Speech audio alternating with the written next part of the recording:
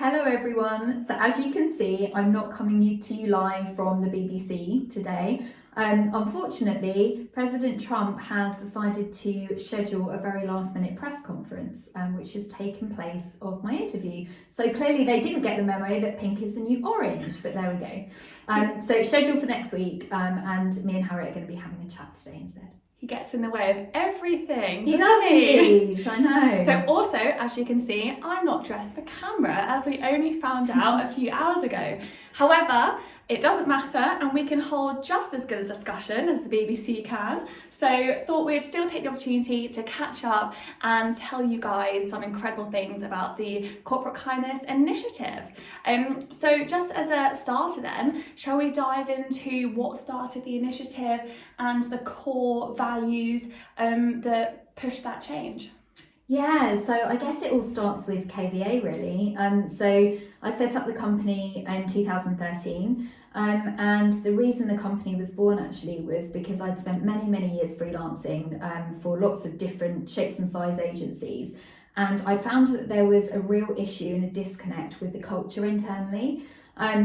They would often talk about values and people before profits, but when it came down to it, there was a disconnect between that leadership message and actually the people kind of working in the agency day to day. And there certainly was no mention of work-life balance at all. So I felt really strongly that we could change that, and that actually as an employee you have such a responsibility that people spend so much of their lives at work, and we can really make a difference to individuals' lives through the way that they're treated at work.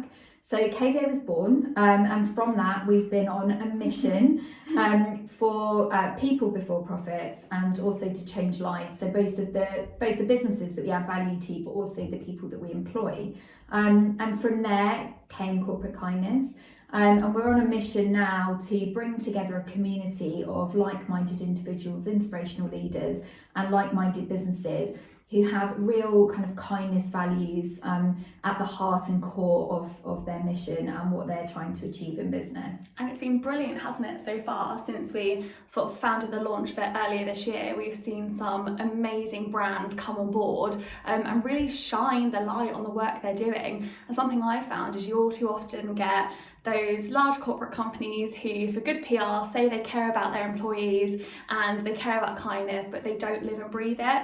And through almost creating this community through the initiative, it's really allowed these corporates to shine a light on the brilliant work they're doing. So we've had MasterCard join, who do great work, don't they? We've also had Bourne Leisure, so Haven, Butlins, Warner Leisure, some brilliant ones. What's sort of the best story you've seen so far recently through some of the partners?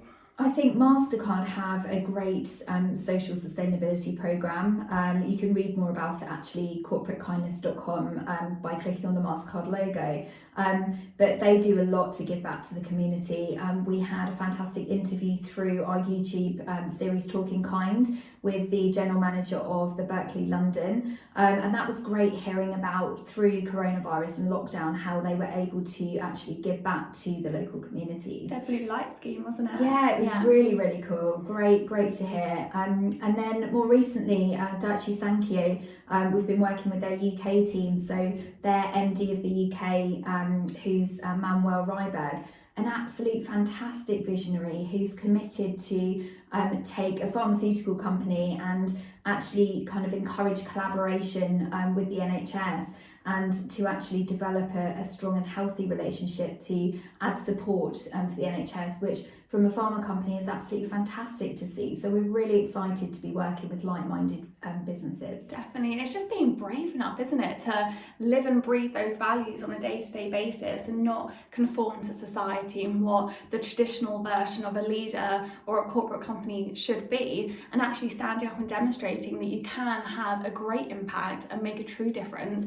through being kind. And you don't need to conform to most probably what 10 years ago was quite a hierarchical, not very respectful environment for a lot of people. Yeah, exactly. And we always talk about the leader-centric model as well. So, you know, ideas can come from anywhere, and often there's a lot more junior members of the team who have a different walk of life and they've got different life experience, but that doesn't mean that their views aren't as valid as anybody else's.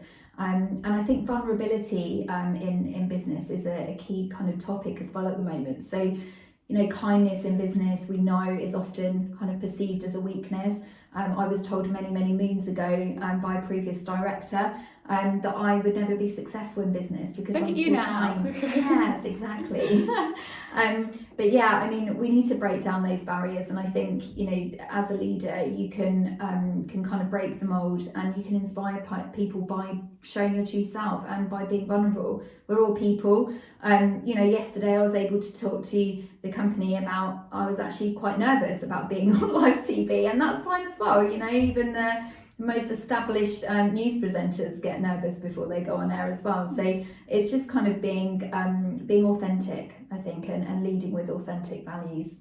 And being vulnerable is the greatest strength you can show, because as Kelly said, it lets other people know that's okay. And all too often when people come to work, they feel like they should be a different version of themselves, whereas no one truly performs when they're trying to be brave. They don't feel they can be their true self, and they aren't in a safe environment. And that's why creating that kindness culture and the safe environment that allows people to grow, to develop, to fail, to then succeed is the best thing you can do in a company, as everyone grows and reaches their full potential. Yeah, exactly. And it's quite interesting, a lot of the questions that we're being asked kind of through what the work that we're doing with the companies through corporate kindness is to do with, you know, how can we make sure that our teams are actually engaged, especially during lockdown.